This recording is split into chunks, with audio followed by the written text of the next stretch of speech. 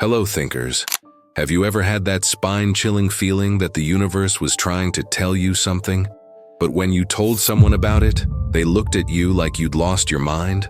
In this video, you're going to discover how to embrace synchronicity, even when no one believes you, using Carl Jung's revolutionary teachings. Because here's the brutal truth no one tells you. The problem isn't that people don't believe you. The problem is that you've been conditioned not to believe yourself. And it's costing you the most important messages of your life. Right now, at this very moment, more people than ever are experiencing intense synchronicities, impossible patterns, coincidences that defy all logic. Quantum science is beginning to validate what Jung discovered a century ago. But while the world awakens, you're stuck between two worlds. The voice of your intuition screaming, "This means something," and the voice of reason whispering, "You're being irrational." What if I told you that this tension, this loneliness of seeing what others don't see, isn't a flaw? It's an initiation. You're here because something inside you refuses to ignore the signs. You're here because, deep down, you know. And Jung proved you're not crazy. But before I show you how, Switzerland, 1920s. Carl Jung sits across from a young woman in his consultation room. She's brilliant, rational, trapped in her own mind. Weeks of therapy, no breakthrough.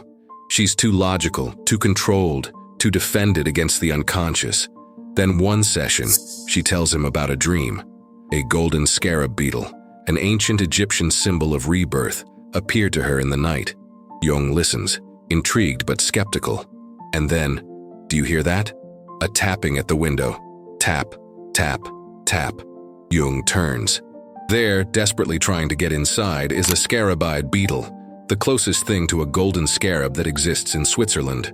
At that exact moment, during that exact conversation, Jung opens the window, catches the beetle, and hands it to his patient saying, "Here is your scarab."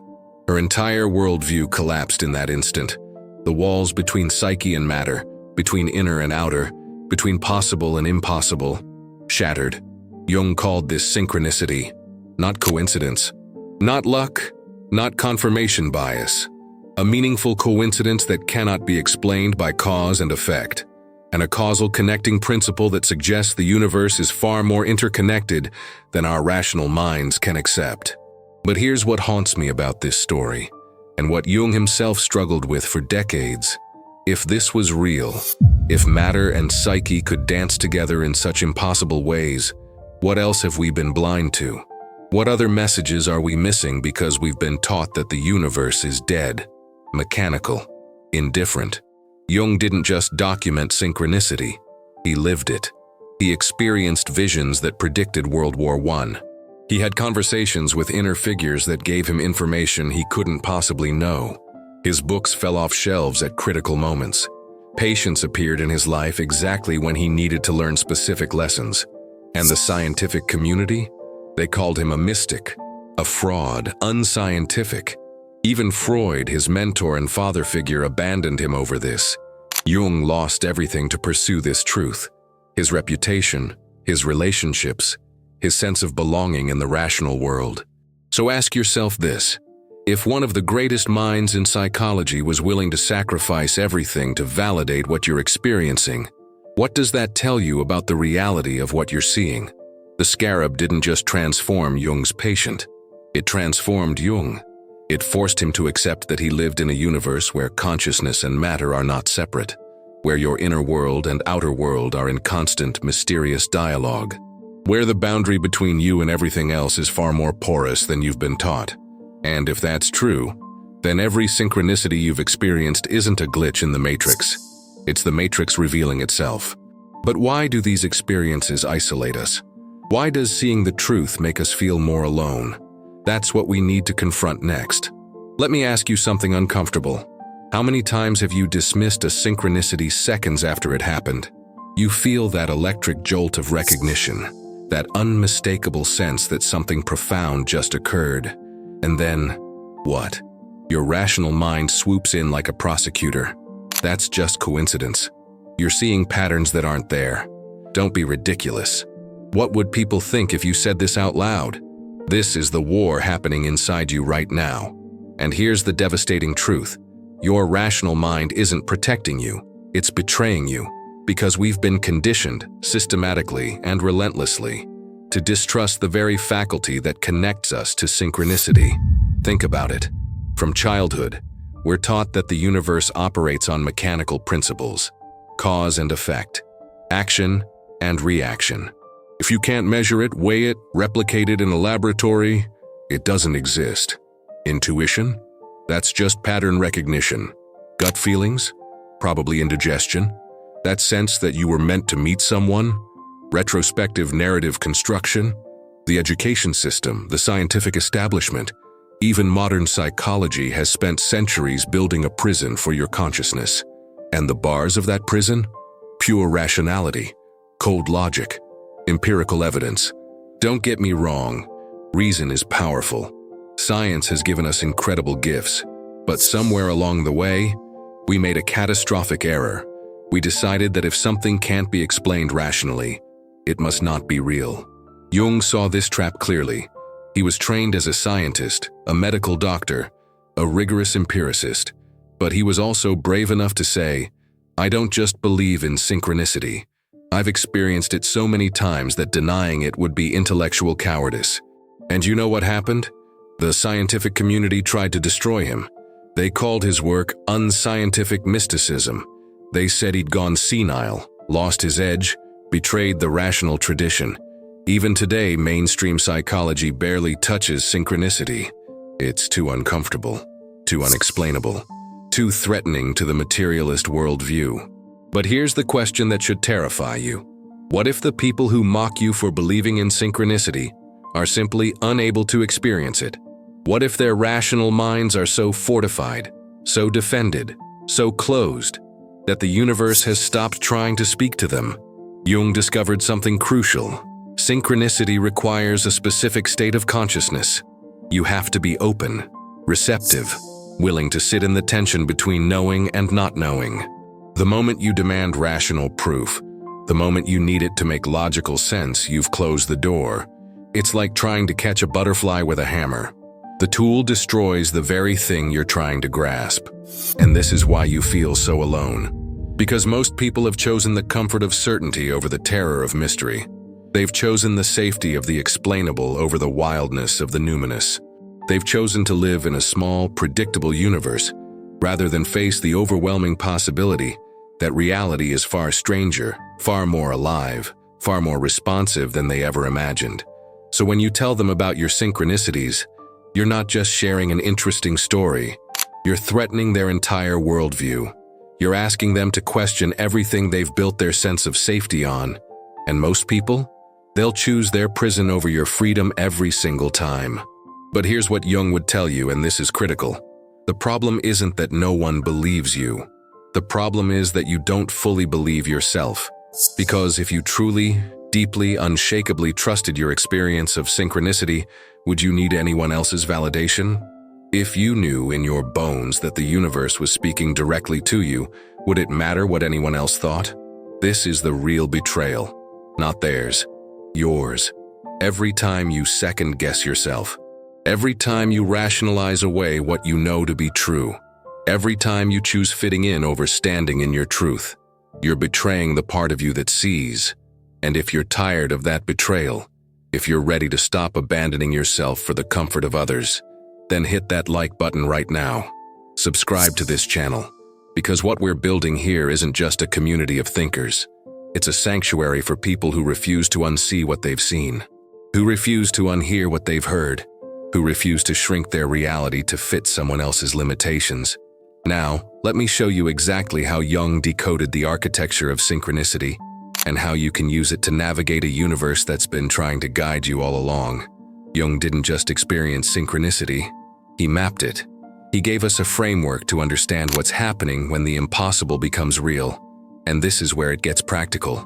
First, understand this. Synchronicity operates on acausality. Not everything in this universe follows cause and effect. Some things happen because of meaning, not mechanism. The scarab didn't appear at Jung's window because of a chain of physical events. It appeared because it was needed, because the psyche and the world were aligned in that moment. Jung called this the unus mundus, the unified reality beneath the surface of things. There's a level of existence where your inner world and the outer world aren't separate, where consciousness and matter are two expressions of the same underlying reality. Synchronicity is what happens when you glimpse that unity. Second, archetypes. These aren't just abstract concepts. They're living patterns in the collective unconscious that organize reality itself. When you're going through a death and rebirth, the archetype of transformation activates. And suddenly, you start seeing phoenixes, butterflies, scarabs everywhere. Not because you're looking for them, but because the archetype is constellating your reality. So how do you recognize real synchronicity? Here's what to look for. Repetition that defies probability. The same symbol, number, name appearing in unrelated contexts within a short time. Timing that's impossible to dismiss. You think of someone you haven't spoken to in years, and they call within minutes. Dreams that manifest. You dream of a specific scenario, and it unfolds in waking life with eerie precision. Encounters that change everything. You randomly meet someone who gives you exactly the information or opportunity you needed. And here's the key Jung discovered. Synchronicity intensifies during transitions. When you're at a crossroads, when you're transforming, when you're aligned with your deeper purpose, the universe speaks louder. But you have to be listening. You have to be willing to trust what you're seeing even when it makes no logical sense. Because the moment you demand rational proof, you've stepped out of the state of consciousness where synchronicity can reach you. This isn't about blind belief. It's about staying open to a reality that's far more mysterious and far more responsive than you've been taught. And that openness, that willingness to live in the tension between knowing and not knowing, that's not weakness. That's the most courageous thing you can do. You wanted validation. You wanted someone to look you in the eyes and say, "Yes, I see it too. You're not crazy." And maybe that's why you're still watching. But what if I told you something that might sting at first but will ultimately set you free? They don't believe you because they can't. Not yet. Not where they are. Their consciousness hasn't expanded to hold what you're experiencing. And that's not your burden to carry.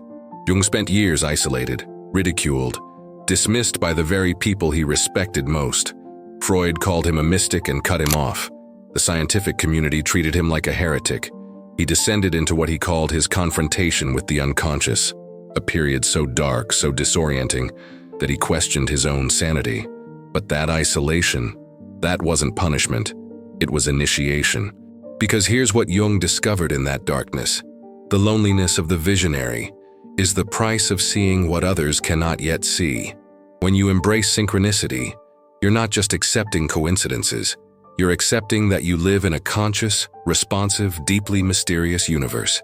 You're accepting that your inner world shapes your outer reality in ways that science hasn't caught up to yet.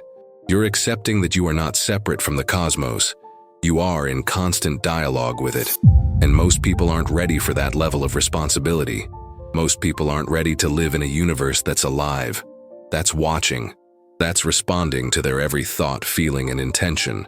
It's easier to live in a dead, mechanical world where nothing means anything and you're just a random accident of biology. But you've seen too much. You've felt too much. You can't go back to sleep. And yes, that means you'll walk alone sometimes. You'll have experiences you can't share at dinner parties. You'll know things you can't prove. You'll make decisions based on signs that others will call foolish. But here's the paradox Jung lived and taught. The more you trust the invisible, the more connected you become to everything. The loneliness isn't permanent. It's a threshold. On the other side of it is a life where you're in constant conversation with existence itself, where every moment is rich with meaning, where you're guided, supported, and spoken to by forces that most people have shut out completely. So the next time something impossible happens, don't ask if it's real. Don't look around for someone to validate it. Ask this instead. What is the universe trying to show me? What is my soul trying to tell me? What am I being called toward? Jung said, "Until you make the unconscious conscious, it will direct your life, and you will call it fate." Synchronicity is the unconscious becoming conscious. It's fate revealing itself as choice. It's the universe saying, "I'm here, I'm listening, I'm responding. Are you?" The question was never whether synchronicity is real. The question is, are you brave enough to live as if it is? even when no one believes you, especially when no one believes you. Because that's when you stop living for their approval and start living in alignment with something far greater. The universe is always speaking. You've always known that. Now go live like it's true.